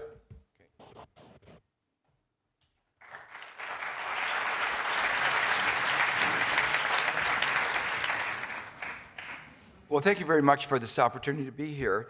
And my remarks will really complement much of what Thomas has said. I'm going to take a little bit American-centric focus, partly because America has always led the way, and we are now leading the way in inequality. And those countries that have imitated American institutions, legal frameworks, are having the same kind of rise in inequality. And that itself says something that Thomas emphasized, that inequality is as much a result of our institutions, our policies, than of underlying economic forces. There are huge disparities and inequalities around the world. The underlying economic forces are largely global, and that includes globalization and technology. But the way they play out varies very greatly across countries. And this, of course, was one of the major themes in my book, The Price of Inequality. So what I want to do is very, very quickly, because the landscape has already been well described, just highlight a couple of points about what's been happening, and then spend most of my time talking about the causes and some of the policies. Most of this is based on theoretical work, but including a paper of mine that will be coming out either early next week. The first important thing I want to emphasize is that the change in inequality has barely been cataclysmic. We used to say that watching inequality grow is like watching the grass grow. It happened, but it happened very slowly. But what's been happening since 1980 has been happening very rapidly, as Thomas's graph made so clear. The second thing I want to just reiterate was that it's changed our view about the inevitable trends. When I was, the view that of Kuznets' law, that it was inevitable that as an economy developed, that inequality would eventually grow. There was an underlying rationale for Kuznets. It was not only an empirical finding. There was a theoretical rationale for why, in the initial stages of development, inequality would grow, as it's been growing in China. But there's a rationale for why eventually it would decline. I grew up in the what I discovered, especially after reading Thomas's book. I grew up in what was called what was the golden age of capitalism. I didn't realize it was a golden age because I thought it was actually pretty terrible. And now to be told that's the best that capitalism gets is extraordinarily disturbing. And I'm going to end with a little bit. I come from Indiana. We are very optimistic. And I'm going to say why I think it's not a question of capitalism. It's really a question of politics and how we shape our institutions. It's also been emphasized that there are many dimensions to inequality. Income just is only one. It captures part. Inequalities of health are even probably greater, wealth. But one I want to highlight, it's been mentioned a couple of times, but I do want to highlight it because is inequality of opportunity. Particularly in America, the debate, a lot of people on the conservative side said, we don't care about what the inequality of outcomes are. What we really care about, the American dream, is about equality of opportunity. The unfortunate thing was that we weren't doing very well on that either. And that, in fact, in the United States today, the inequality of opportunity is among the worst in the advanced countries, which is another way of saying it is the life prospects of a young American are more dependent on the income and education of his parents than in almost any of the other advanced countries. And that really is undermining a basic part of our own identity, which is the American dream. To academics, of course, this was not a surprise because we've understood that there's a high correlation between inequality of outcomes and inequality of opportunity. There are many reasons for that, and this is a really important research topic. The graph that was shown relating the education, college education with the parents' income is one of the major reasons for this, but there are a number of others. And this trying to understand more deeply this link between inequality of outcomes and inequality of opportunity is, I think, a very important research topic. As is a more general theoretical one of how do we conceive of, how do we assess when does one society have more equality of opportunity than others? A lot of research that I did and Tony Atkinson and other people did about how do we say one society has more equality of outcome than another. And we develop notions about one Lorentz curve being located outside of another as an example. Ranking societies by opportunity is even more difficult because that is a ranking not only a probability, not just a probability distribution, but it's a ranking of matrices. And the analytic difficulties there are more challenging. The other idea that's been emphasized, but I want to again highlight, is that the notion that trickle-down economics, an idea that never really had a theoretical or empirical basis, has really not been evidenced. It's really not been working. You know, in the 1960s, again with President Kennedy, there was a moment of hope where it was said that a rising tide lifts all boats. But the yachts have been doing very, very well, as Thomas's graph showed you. Those at the top 1%, 1/10 of 1% have been doing very well. But when we look at median income in the United States, median income is lower than it was a quarter century ago. Median income of a full-time male worker is lower than it was 40 years ago. When a society, when an economy fails to deliver, fails to bring income growth to a majority of its citizens, then you have to say that economic system is not working. And that is really what this conference, in some sense, is about. It's not just about inequality. It's about something has happened to our economic system. That yes, GDP may be going up, but a majority of our citizens are not seeing increases in their income. And if that's true, it really says something profound about the way our economy works. One more observation that Secretary General OECD emphasized, which is that the view that was held, again, 40, 50 years ago, that there was a major trade-off between growth and inequality. Our view on this has changed. Arthur Okun, who was chairman of the Council of Economic Advisors under President Johnson, wrote a famous book called The Big Trade-Off. And he said, yes, you can be concerned about inequality, but the only way to do if we were to do anything about reducing inequality, it would necessitate lower economic growth, poor economic performance. And the view that the Secretary General, the IMF, and my own book, The Price of Inequality, the reason I chose the name The Price of Inequality was to emphasize that we actually pay a high price for this inequality, not only in terms of our society, not only in terms of our democracy, but even more narrowly in terms of our economy, that it leads to poor economic performance, that it leads to more economic instability. The reasons for this, the channels through which this happens, is again a very important research topic, and important work is going on in a number of places about trying to parse out the various reasons for which this is true. What I want to spend, though, the bulk of my time is a brief discussion of some of the understanding some of the causes.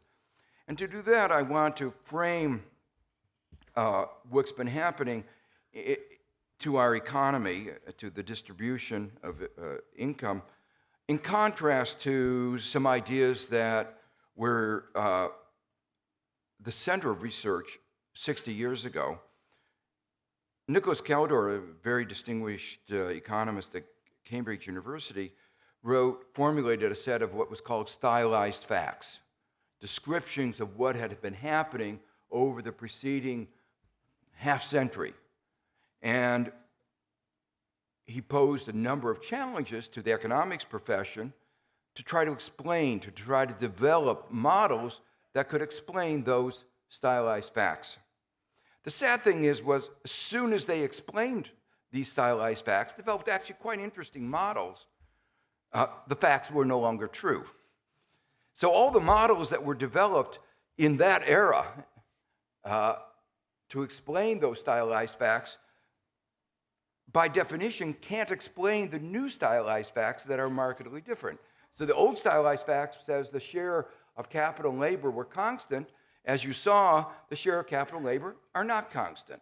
The old stylized fact, which was based on a long body of data, was that the capital output ratio was relatively constant, and now we've seen data that the wealth income ratio has increased very markedly. Well, the new stylized facts, if one doesn't interpret them very carefully, really pose a challenge not only to the old stylized facts, but to some basic long-held beliefs in economics. In particular, what I want to say is if one thinks of wealth as measured in the kind of data that was described here as capital, one is left with a very serious quandary. Because one of the most deeply seated ideas in economics is the law of diminishing returns. If the economy is engaged in capital deepening, the increase in the capital output ratio would be normally associated with an increase in the capital effective labor ratio. And that one of the deepest seated beliefs is the law of diminishing returns. And if that's the case, then the return to capital ought to be coming down. And the standard models that are so beloved by so many of the students here, where they use Cobb-Douglas production functions, average and marginal productivities would be going down in tandem, and the returns would have actually fallen quite significantly. But there's another equally disturbing puzzle that was highlighted in Clive's remarks earlier, and that is that capital deepening, having more capital per worker, should mean that wages should be rising. Now, what is interesting is, as it's pointed out in the United States, average productivity has gone up. And particularly, and average productivity has gone up. Depends on what grouping you have, but a broad definition, since the late 70s by about a factor of 2. So there's significant increases in average productivity. But wages have stagnated, and particularly if you exclude the wages of the top 1%. And that top 1%, some of us not sure whether those people are really working, let alone being called laborers. That is to say, those are the bank executives, the people who engage in variety kinds of active activities, but they're certainly not your image of somebody who's slaving in the coal mine. So if you exclude that, the share of labor has really come down dramatically. It's gone down about 20-25%. That's a dramatic change in a relatively short period of time. So what that means is, another way of saying this is that while average productivity has gone up, wages for a large body of people, average wages, median wages, have stagnated or even gone down. Now again, the standard models say that roughly average and marginal productivities ought to be moving roughly together, certainly not move in this very disparate way. And if we had a competitive model, then wages ought to be going up in tandem with the productivities. That hasn't been happening. That is the dramatic fact that I think that one needs to come to terms with. Now, there are there's a key observation and interpretation of that observation that I think explains these puzzles, these quandaries. There's one more observation I want to make, which is, if you look at the United States, as I say, I've looked at the data in the United States more closely, you look at the savings rate in the United States, and you look, if you interpreted the wealth income ratio as a capital income ratio, you can't explain what's happened to the capital output ratio. In fact, given the low savings rate in the United States, the capital output ratio ought to be falling, not rising. So what is going on? Well, the answer entails understanding one important thing that has gotten a lot of attention, and Thomas has noted it, but I'm not sure it's given the right sufficient importance, which capital and wealth are very different ideas. Capital, although they're often used in a synonymous way, economists, when we used our old production function, output is a function of capital and labor, had in mind physical capital, machines, things that would increase the productivity of labor. But when we talk about wealth, we include not only those machines, but we also include land. But we also include the capitalized value of other sources of rents. What are some of those other sources of rents? There can be monopoly rents. There can be exploitation rents. There can be intellectual property rents. There can be all kinds of rents in our society. The financial sector, for instance, the banks, if they succeed in getting a law passed that says that the government will bail them out if there's a problem, that's a transfer of large amounts of money from the government to the banks. And the expected value of that option value gets capitalized, and that leads to an increase in value of the banking sector. Now, there's a corresponding loss. The wealth of taxpayers has gone down because we've just given a big gift to the banks. But we don't record in our balance sheet the loss to the taxpayers. Just give you one example of how big a little thing can be in terms of our wealth. We give, say, $15 billion a year, not a lot of money, which is 1/10 of 1% of GDP. We give $15 billion a year to rich farmers. The evidence is that much of that gets capitalized in agricultural land values. Well, you capitalize it at a rate of 1 or 2%, a discount rate, that gets multiplied into $1 trillion. So the point I want to make is when we're talking about wealth, it includes not only the productive capital of our economy, but also the capitalized value of all these rents. And if the structure of our economy is changing in ways that give more prominence to rents, then wealth will be going up, but the productivity of our economy may not change at all. It may be that people are willing to pay more for land in the Riviera. So the wealth holdings of the people who own that land in the Riviera have gone up. But that doesn't mean France is any wealthier because the value of the land has gone up. These numbers are very large and account, I think, for much of the quandaries that we've seen. In fact, when I look back at my own work that I did in my own thesis a number of years ago, and in the major mistake, I was trying to get an equilibrium theory of wealth and income distribution, where I was using a neoclassical model where I had capital and labor, and we didn't have land.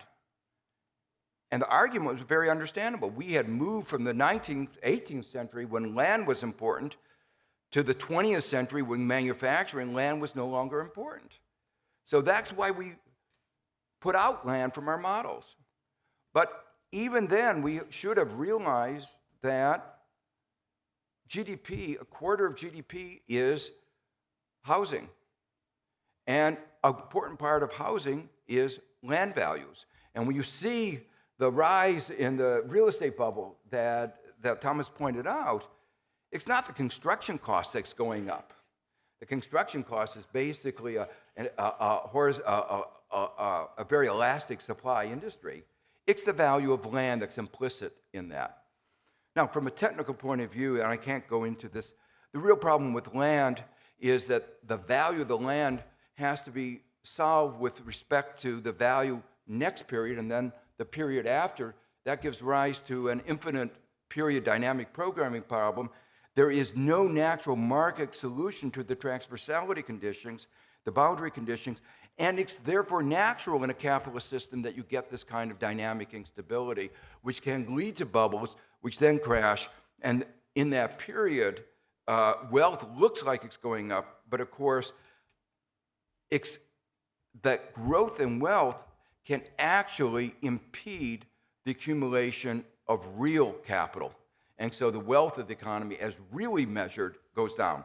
My time is running out, so let me just make two other important points. One of them is,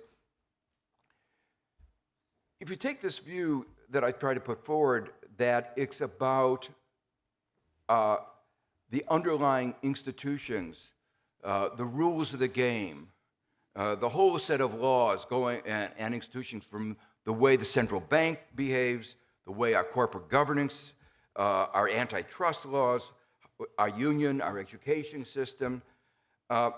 If you take that view of what is driving the growth of inequality, one has to come to the conclusion that minor tweaks in the economic system are not going to solve the problem. Yes, it's important to improve our education system and increase educational opportunity. Yes, it's important to improve minimum wages. These will make a big difference, but they won't solve the underlying problem. The underlying problem is the whole structure of our economy, which has been oriented more at increasing rents than at increasing productivity and real economic growth that would be widely shared in our society. The second thing is that there are actually a lot of policies that one should think about, but one has to always think about issues of shifting so that, for instance, just the tax on capital might be shifted. In a lot of the models that we write down, that would happen. But a tax on land, rents, would actually address some of the underlying problems. This is an idea that Henry George had more than 100 years ago, But the analysis that I've done and says it actually goes one step beyond Henry George. Henry George argued for a land tax because it was non-distortionary. But this analysis says that a land tax actually improves the productivity of the economy because you encourage people to invest in productive capital rather than into rent-generating wealth. And the result of that shift in the composition of savings towards more productive investment leads to a more productive economy, and in the end leads to a more equal society. Thank you.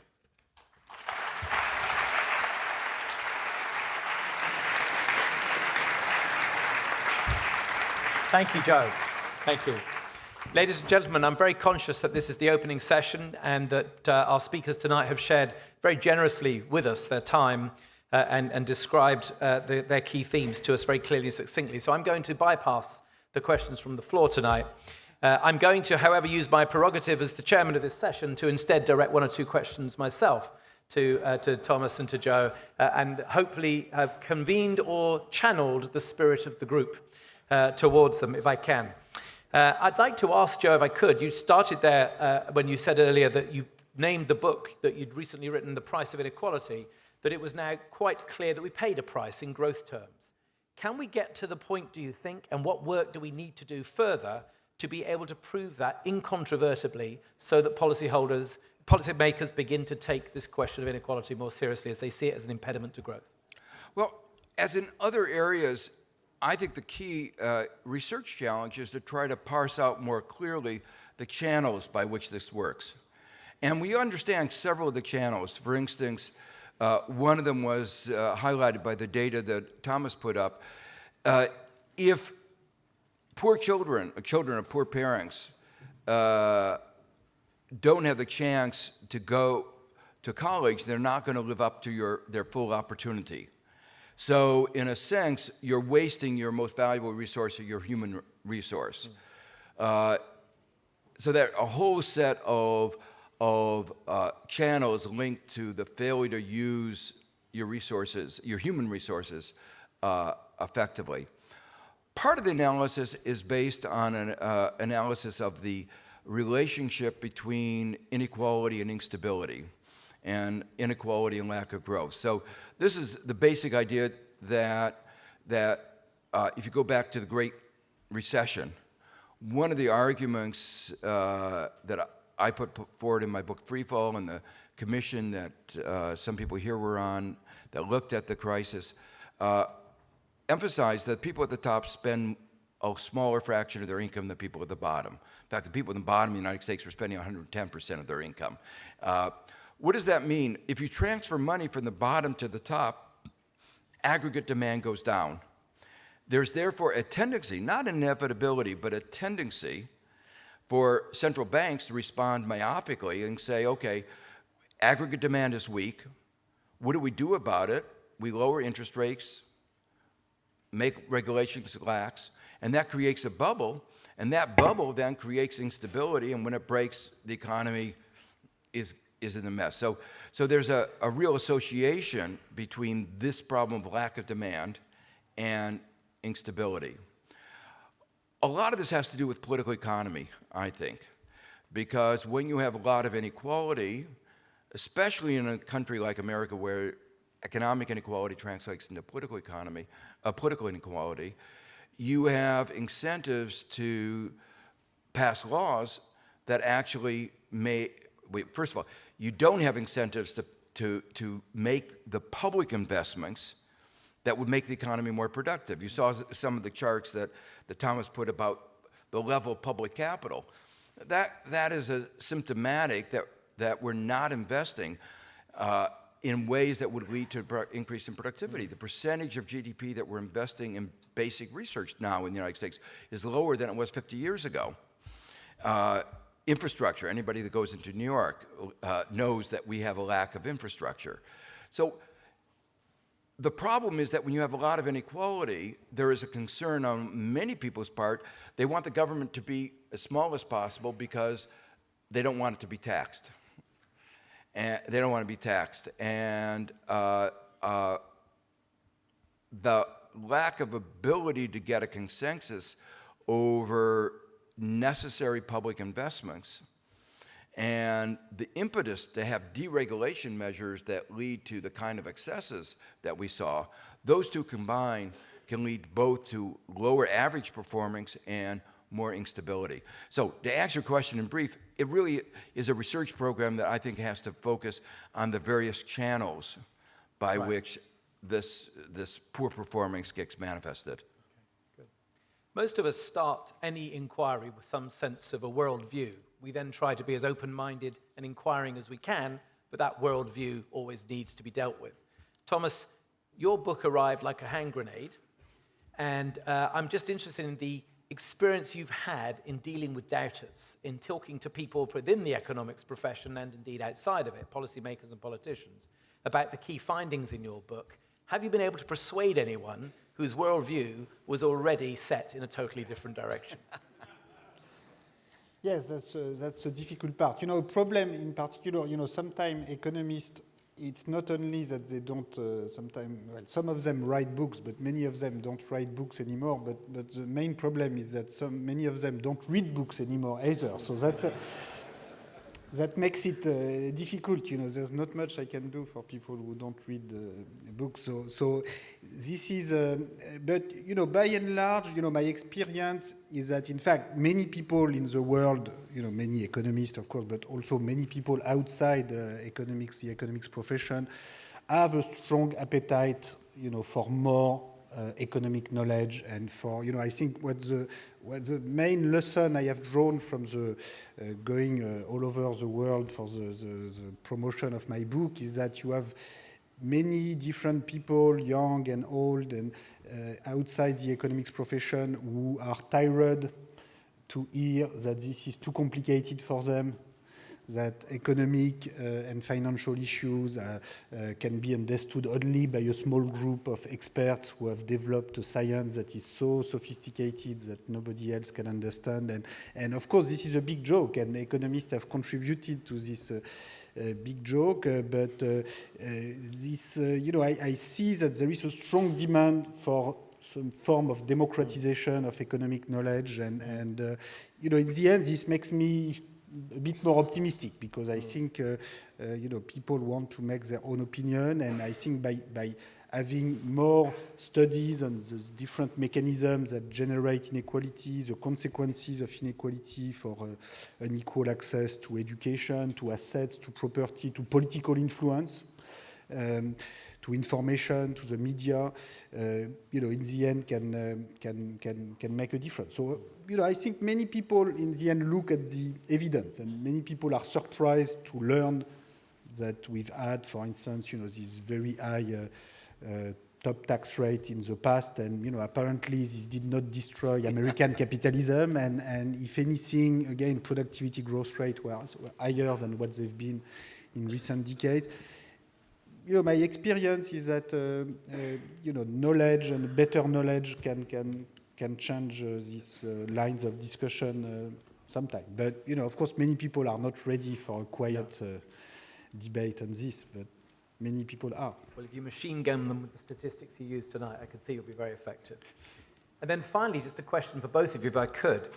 What do you think remains the most contentious, and where is there most consensus amongst economists? Is it about the causes of inequality or about the cure? Joe? I think on the basic facts of the growth of inequality, I think there's broad consensus.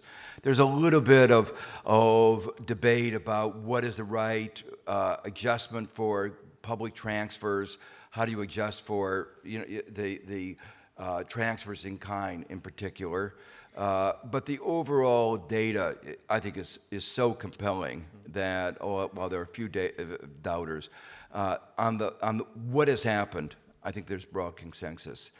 I think that there was a view until about 2000, there was a little bit of a debate about whether the inequality in the labor was driven by skill-biased technical change. That debate, I think, is mostly over now, and even the proponents of that view have said, look at what has happened since 2000 can't be explained by skill bias technical change, because even the skilled people are doing very badly. So I think that's while there's not an agreement about what is going on, there's agreement that that skill bias explanation that played a very big role has changed. Globalization is the new area where I think there's a lot of debate. While it can't explain why the U.S. is worse than so many other countries, it's a global phenomena. The fact that there more recent studies have shown that those parks, those counties, those areas in the United States that have been more impacted by surges of imports have had their wages go down and unemployment go up is a real challenge to the competitive equilibrium model that economists love so much. Because it says, evidently there are big adjustment problems. And it reminds us that economies don't necessarily quickly adjust to the circumstance, to shocks, and that these can last for a very long time. I suppose the most controversial element is on the issue of what we can do, how far will the reforms in the legal structures I talked about, corporate governance, antitrust, will that really make a profound effect, or is that just addressing an important issue but not really change the underlying? And the other one is how adverse are the effects of tax policies that would be designed, like more progressive income taxation. I'm of the view, very much like Thomas, that we could have much higher taxes without significant adverse effects. But I certainly think we could go from our regressive tax system to a progressive tax system. We could tax capital at the same rate that we do ordinary income, and that would be very beneficial for our economy. But those on the more conservative side continue to talk about job creators, as if there is a class of people up there that need to get the capital and it'll trickle down. I think among economists that view is not widely held, but you might call it the high elasticity view, that if you do anything, people respond strongly. That is still a view that is held by significant parts of the economics profession. Thomas? Yeah, I very much agree with what Joe just said. I think there's very little consensus about many of the solutions, and in particular about the level of tax progressivity for top income groups and top wealth groups. I think much of the economics profession still lives in the sort of post, let's say, Reagan-Feldstein consensus that, the lowering of top income tax rate to 30% or 35 or 40% was the best thing that ever happened to America and to the world. Even though it hasn't shown up in any increase in growth. Right, but we're still,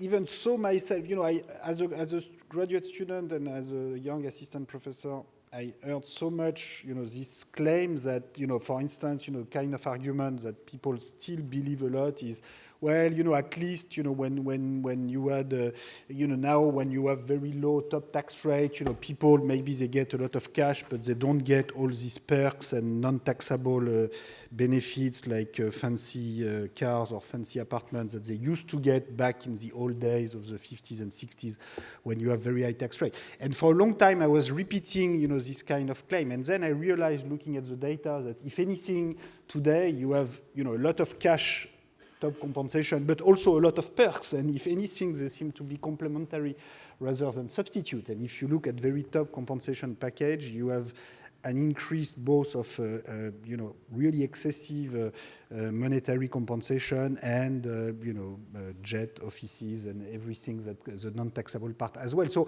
but I guess the profession, has played a big role in the, let's say, the Reagan-Feldstein 1980s change, and this is still very influential, not only at the NBER, but also in the profession in general. And if you think of wealth taxation and capital taxation, you know, when Bob Lucas got his Nobel Prize, he had this famous lecture on supply-side economics where he said, well, you know, the biggest thing that I have learned in economics is that the optimal tax rate on capital should be exactly 0%.